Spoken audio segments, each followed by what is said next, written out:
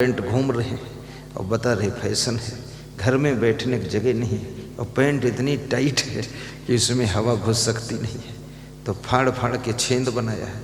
अब उनके छेंद सब देखते हैं, अरे मूर्ख कहीं का, ये पैंट फाड़ने से कोई डेवलप होने वाला है?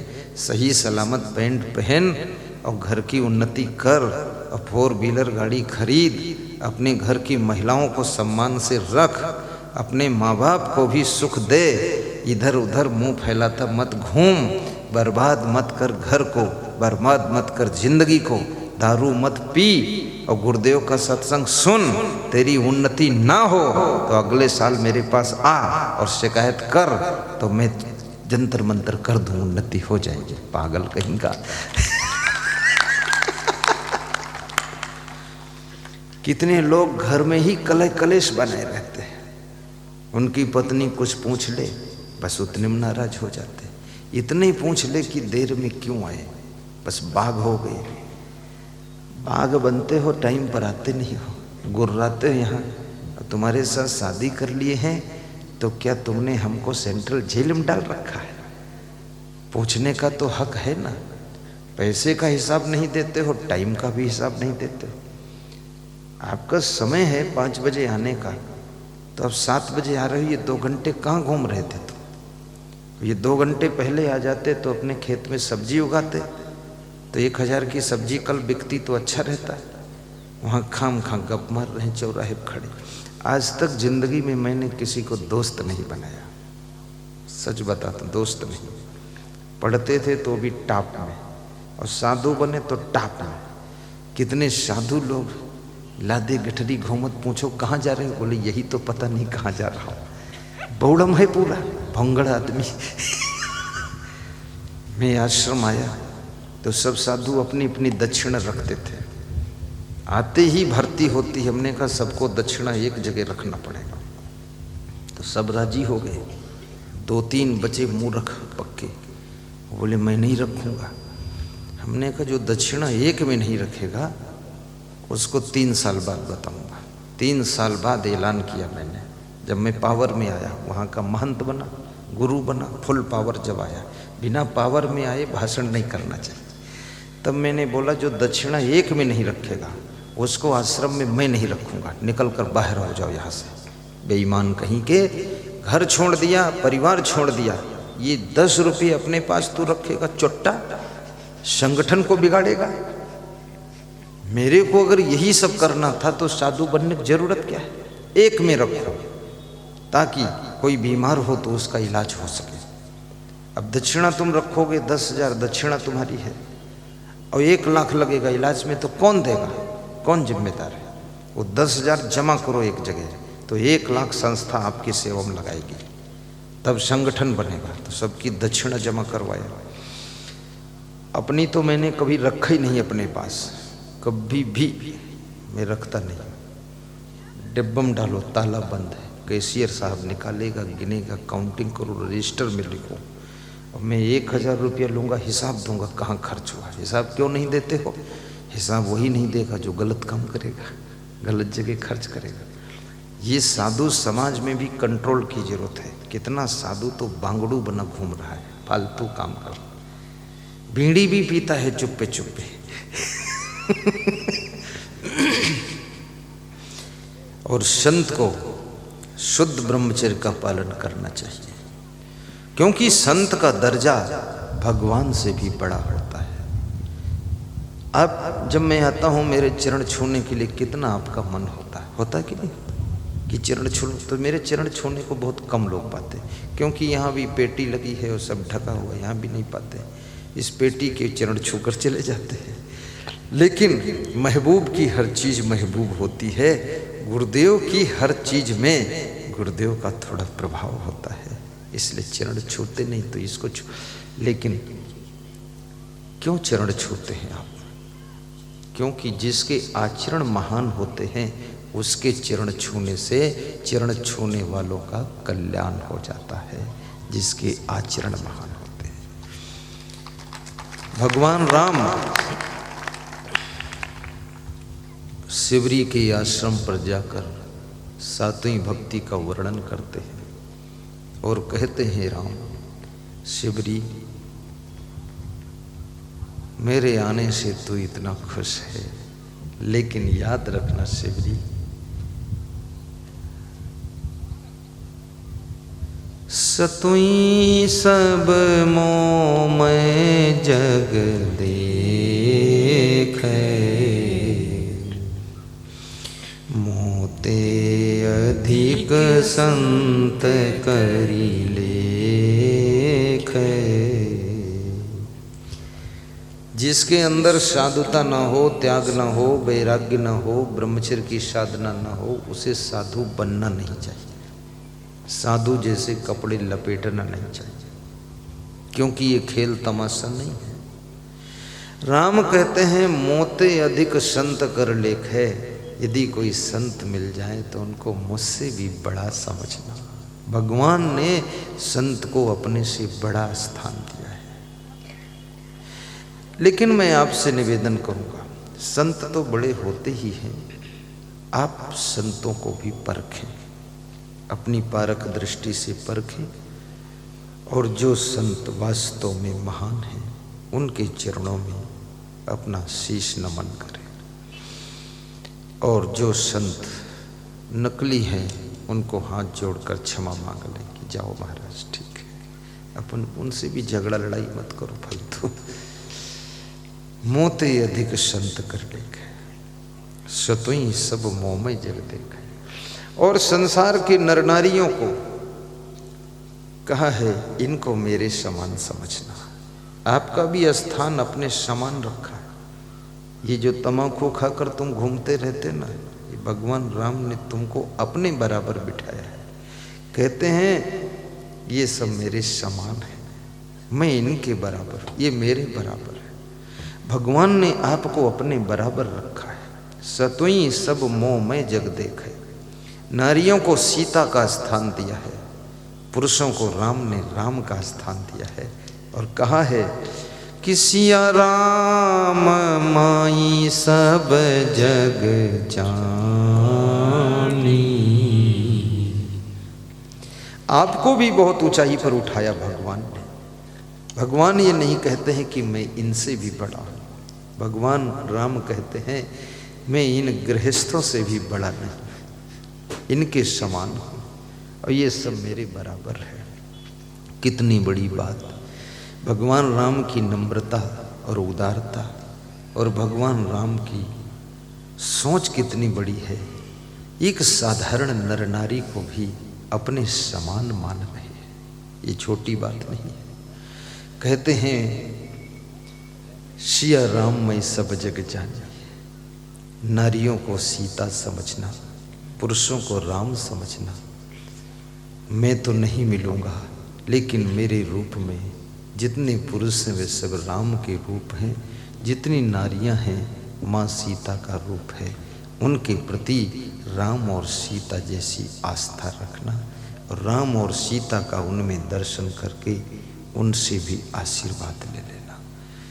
आपका स्थान भी भगवान ने अपने बराबर दिया है। ये महारानी सीता का स्वरूप लेकर बैठी है। सिया राम माई सब जग जानी, करहु प्रणाम जोरी जुग पानी। राम की दृष्टि कितनी निर्मल है। कहते हैं मैं दोनों हाथ जोड़ करके प्रणाम करता हूँ। सब सीता राम है, बहुत बड़ी बात है। राम ने आपको राम कहा है और महिलाओं को सीता का रूप बताया है। ये छोटी मोटी बात नहीं है। इसलिए आपको भी सजग रहना चाहिए। सीता जैसे पतिव्रता धर्म का पालन करना, राम जैसे एक पत्नी व्रत का भी पालन कर लेना। यदि कोई ऐसी कंडीशन है, दूसरी शादी की आवश्यकता है, एक पत्नी मर गई है, तो सामाजिक मर्यादा से शादी कर लेना। और कहीं महान संत मिल जाए तो राम कहते हैं उनको मुझसे भी बड़ा मानना और उनको प्रणाम करके आशीर्वाद ले लेना। ये भगवान राम की विशाल हृदय की पहचान है कि कितना वे आपको सम्मान दे रहे हैं, संतों को कितना सम्मान दे रहे हैं। और जो सबको सम्मान देता है वही भगवान बनता है, और जो सबका अपमान करता है वो तो साधारण इंसान होता है। और याद रखना, जो खुद के लिए सम्मान चाहता है तो केवल इंसान होता है, और जो सबके सम्मान को बिगाड़ता घूम रहा है वो तो शैतान होता है, और जो दूसरों का ख्याल करे वो भगवान होता है। किसी के काम जो आए वो इंसान होता है, और दूसरों की सेवा कर ले वो भगवान होता है, और सत्संग जो कराए वो महान होता है, और दूसरों का काम बिगाड़ दे वो शैतान होता है, और दूसरों का पैसा चुरा ले वो बेईमान होता है, बेईमान होता है। ताली बजा दिया करो तुम।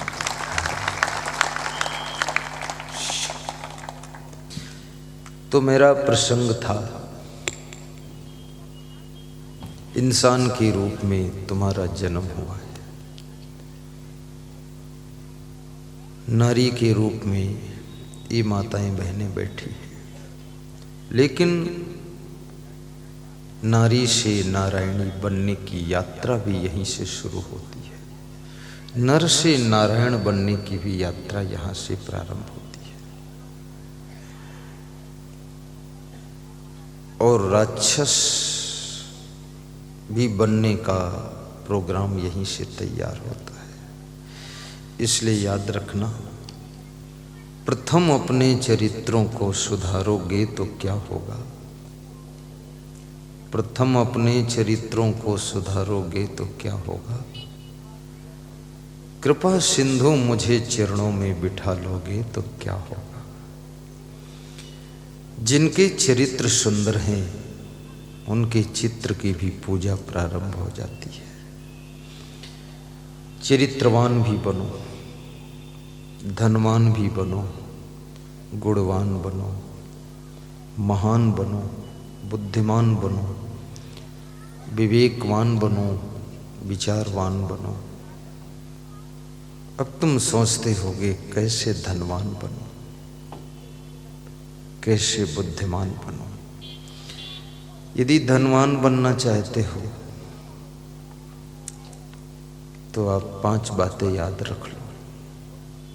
पारिच्छिकारणम अत्यंत धीरम धृतदंडम विकारिषु जितात्मानम पश्चात्मानम जितात्मनः धृतदंडम विकारिषु श्री निर्सेवते। ये श्लोक विदुर नीति का है, धनवान बनने का श्लोक है। श्री निर्सेवते अत्यंत धीरम पारिच्छिकारणम धृतदंडम विकारिषु जितात्मानम पश्चात्मानम।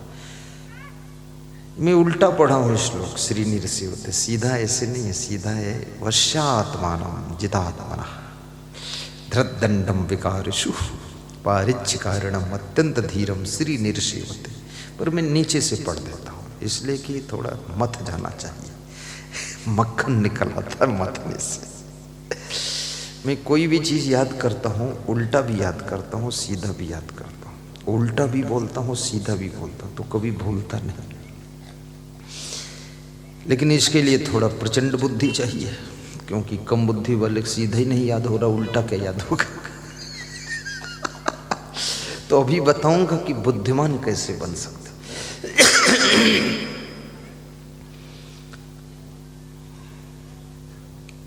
वश्यात्मानम, जिसकी इंद्रियां वश में है वह व्यक्ति धनवान बनता है। जो इंद्रियों के वश में हो जाता है वो निर्धन हो जाता है। छोटा सा फार्मूला है। जैसे आपके देश के बहुत बड़े उद्योगपति किंगफिशर हवाई जहाज कंपनी के मालिक विजय माल्या जी इंद्रियों के गुलाम हो गए तो हवाई जहाज सब बिक गए, देश छोड़कर भागना पड़ा। सोचिए, ये छोटी मोटी बात नहीं है। ये छोटी छोटी इंद्रियां बड़े बड़े धुरंधर को भी नाक रगड़वा देती है। ये छोटी सी जिह्वा आहा नियम संयम को तोड़ करके न जाने क्या क्या खाने के लिए तुमको मजबूर कर देती है। ये जो मांस मछली लोग खाते हैं ये जिह्वा के स्वाद के कारण खाते हैं, बाकी कोई इसमें बहुत बड़ा प्रोटीन विटामिन कुछ नहीं। ना ना, मूली खा लो, गाजर खा लो, वही विटामिन सब मिल जाएगा। मछली खाने की जरूरत नहीं है। लेकिन मछली के टुकड़े को जब मुंह में दांत के नीचे चबाते हैं, दबाते हैं, तो जो कचकच जैसा लगता है, वो जो एहसास है, फीलिंग है, उसके कारण उसको खाते हैं। ये मनुष्य बड़ा अद्भुत प्राणी है। ये टेस्ट में भी फंस जाता है। ये तो बहुत जगह फंसा हुआ ही है। यो जिता पंचवर्गेण सहजे नातम कर्षिण आप दस्तस्य वर्धनते शुक्ल पक्षी ओटुराट। जो मनुष्य पंच विषयों के आकर्षण में आ जाता है तो उसकी दुख इस तरह से बढ़ते हैं जैसे शुक्ल पक्ष का चंद्रमा बढ़ता है, ऐसे उसकी आपत्तियां रोज बढ़ती है। इसलिए मैं निवेदन करूंगा कि अपने आप को, इंद्रियों को वश में करो। और इसमें कोई खास बात नहीं है, छोटी सी सिंपल सी बात है। इंद्रियां कैसे वश में होंगी? इंद्रियों को वश में करने के लिए जितात्मानम, मन को जीत लीजिए आप। अगर मन को जीत लोगे तो इंद्रियां फिर अपने आप पराजित हो जाएंगी, क्योंकि इंद्रियों का नेतृत्व करने वाला मन है। अब सवाल ये खड़ा हो गया कि मन को कैसे जीतोगे आप? मन को कैसे जीत पाओगे?